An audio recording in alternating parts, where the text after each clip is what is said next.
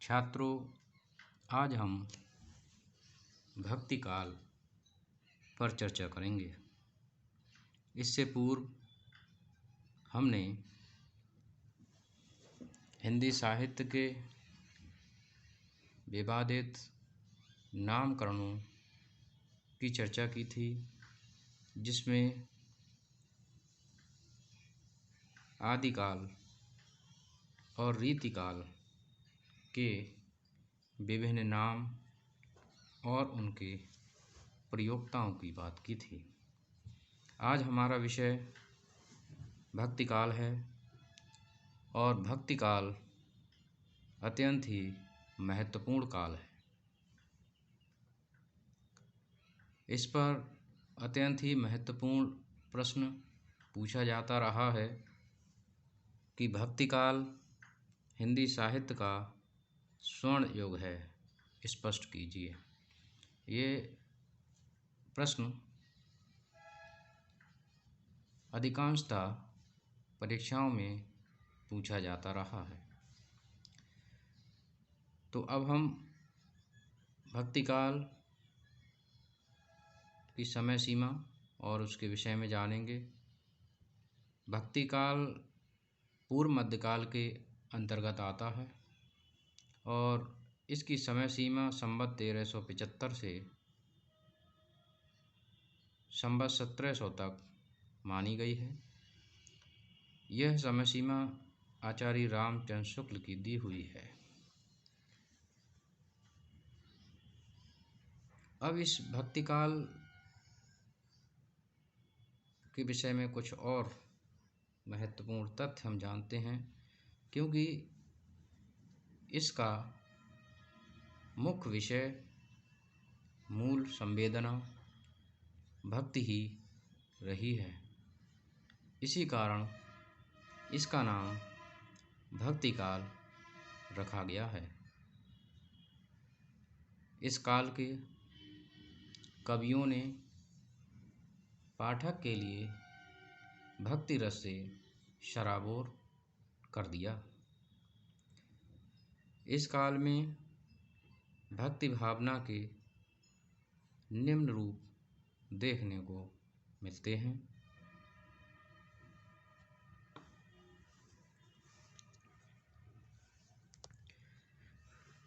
भक्ति भावना के प्रमुख दो रूप हैं, निर्गुण भक्ति तथा सगुण भक्ति। निर्गुण भक्ति से आशय है ऐसी भक्ति जो निराकार ब्रह्म की जाती हो, जो आकार गुण आदि से परे हो। ऐसे ब्रह्म की भक्ति निर्गुण भक्ति कहलाती है। निर्गुण भक्ति दो प्रकार की है, ज्ञान मार्गी शाखा और प्रेम मार्गी शाखा। ज्ञान मार्गी शाखा के प्रतिनिधि कवि संत कबीर हैं। उनका ये मानना है कि ज्ञान के माध्यम से हम परम ब्रह्म तक पहुंच सकते हैं। इसलिए उन्होंने ज्ञान पर बल दिया और उन्होंने आत्मिक शुद्धता पर बल देते हुए यह कोशिश की कि हम ज्ञान के माध्यम से योग कर सकते हैं और योग के माध्यम से हम परम ब्रह्म को प्राप्त कर सकते हैं। निर्गुण भक्ति का दूसरा स्वरूप प्रेम मार्गी शाखा है। प्रेम मार्गी शाखा के प्रतिनिधि मलिक मोहम्मद जायसी हैं। मलिक मोहम्मद जायसी का यह मानना है कि हम प्रेम के माध्यम से भगवत भक्ति कर सकते हैं और उनका सानिध्य प्राप्त कर सकते हैं। उन्होंने लौकिक प्रेम कथाओं के माध्यम से अलौकिक प्रेम की अभिव्यक्ति की है और इन कथाओं के लिए विशेषकर उन्होंने हिंदी कथाओं को ही लिया है।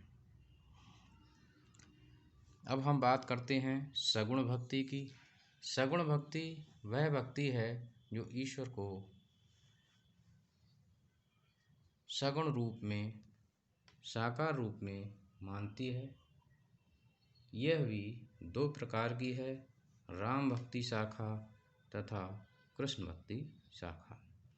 राम भक्ति शाखा के प्रतिनिधि कवि तुलसीदास हैं और वे ये मानते हैं कि भगवान श्री राम की भक्ति के द्वारा ही हम मोक्ष को प्राप्त कर सकते हैं।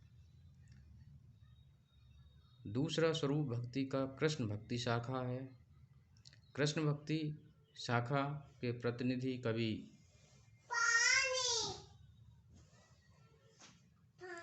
सूरदास जी हैं और सूरदास जी का यह मानना है कि कृष्ण के माध्यम से या उनकी भक्ति के माध्यम से ही हमें मोक्ष की प्राप्ति संभव है। कृष्ण भक्ति शाखा में सख्य भाव को अपनाया गया है, जबकि राम भक्ति शाखा में दास्य भाव को अपनाया गया है। तो आखिर भक्ति काल हिंदी साहित्य का स्वर्ण युग क्यों है? उसका कारण है कि उसमें पाई जाने वाली विशेषताएं या प्रवृत्तियां। तो आज हम देखेंगे कि भक्ति काल में कौन कौन सी विशेषताएं पाई जाती हैं। भक्ति काल हिंदी साहित्य का स्वर्ण युग कहलाता है। इसका कारण है इसमें पाई जाने वाली विशेषताएं। इसमें अनेक विशेषताएं पाई जाती हैं, आज हम उनको देखेंगे। नंबर 1, निर्गुण ब्रह्म में आस्था। नंबर 2, रूढ़ियों एवं आडंबरों का विरोध। नंबर 3, जाति पात का खंडन। नंबर 4, रहस्य भावना। नंबर 5, दार्शनिकता। नंबर 6, माया की निंदा। नंबर 7, सत्संग का महत्व। नंबर 8, गुरु की महिमा। नंबर 9, उपदेशात्मकता। नंबर 10, प्रेम तत्व की प्रधानता। नंबर 11, लौकिक प्रेम से अलौकिक प्रेम की अभिव्यक्ति। नंबर 12, श्रृंगार रस की प्रधानता। नंबर 13, भावनात्मक रहस्यवाद। नंबर 14, सूफी सिद्धांतों का प्रचार। नंबर 15, हिंदुओं की प्रेम कथाओं का आधार। नंबर 16, दोहा चौपाई छंदों का प्रयोग। नंबर 17, रामचरितमानस या रामचरित का यशोगान। नंबर 18, राम का मर्यादा स्वरूप की अभिव्यक्ति। नंबर 19, सेवक से विभाव की भक्ति।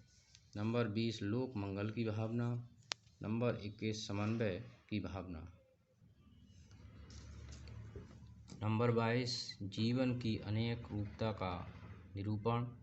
नंबर 23, सभी रसों का प्रयोग। नंबर 24, प्रबंध एवं मुक्तक काव्य का प्रयोग। नंबर 25, अवधि एवं ब्रज भाषा का प्रयोग। नंबर 26, कृष्ण की लीलाओं का गान। नंबर 27, श्री कृष्ण का लोक रंजक रूप। नंबर 28, सख्य भाव की भक्ति। नंबर 19, पुष्टि मार्गीय संप्रदाय का अनुसरण। नंबर 30, श्रृंगार रस एवं वात्सल्य की प्रधानता। नंबर 31, संगीतात्मकता। नंबर 32, कवित सवैया रोला का भी प्रयोग। नंबर 33, भाव पक्ष की उत्कृष्टता। नंबर 34, कला पक्ष का समुचित प्रयोग। नंबर 35, भारतीय संस्कृति की रक्षा। नंबर 36, धार्मिक भावों की प्रचुरता। नंबर 37, सत्यम शिवम सुंदरम की प्रतिष्ठा। नंबर 38, लोक कल्याण की भावना। 39, ज्ञान भक्ति तथा कर्म का समन्वय। नंबर 40, विभिन्न काव्य शैलियों का प्रयोग। नंबर 41, भक्ति रस की प्रधानता।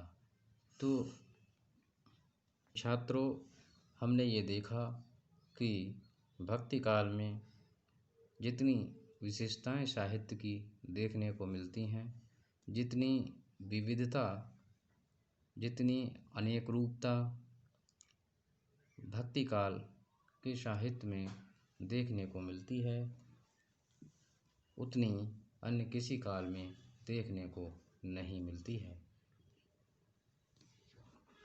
भक्ति काल में भक्ति के अनेक रूप देखने को मिलते हैं। उसमें ज्ञान मार्ग, प्रेम मार्ग, राम भक्ति, कृष्ण भक्ति अनेक रूप हमें देखने को मिलते हैं। इसके साथ ही यहाँ पर संस्कृति की रक्षा की बात भी इस साहित्य में विशेष रूप से कही गई है और समाज के लिए एक सही रास्ते पर लाने के लिए साहित्यकारों ने प्रयास किया है। गुरु की महिमा, ईश्वर की भक्ति, ज्ञान, कर्म, भक्ति आदि पर बल प्रमुख विशेषताएं हैं जो इसको अन्य साहित्य से अलग करती हैं। यह साहित्य लोक मंगल की भावना, सत्यम शिवम सुंदरम की भावना तथा लोक कल्याण की भावना से प्रेरित है। इस काल के काव्य में संगीतात्मकता देखने को मिलती है। यही कारण है कि भक्ति काल के साहित्य को आज भी लोगों की मुख से सुना जा सकता है। इस काल में प्रबंध काव्य, मुक्तक काव्य आदि के लिए भी अपनाया गया है। इस काल में विभिन्न छंदों का प्रयोग साहित्यकारों ने किया है। दोहा, चौपाई, सोरठा, रोला आदि का प्रयोग इसमें किया गया है।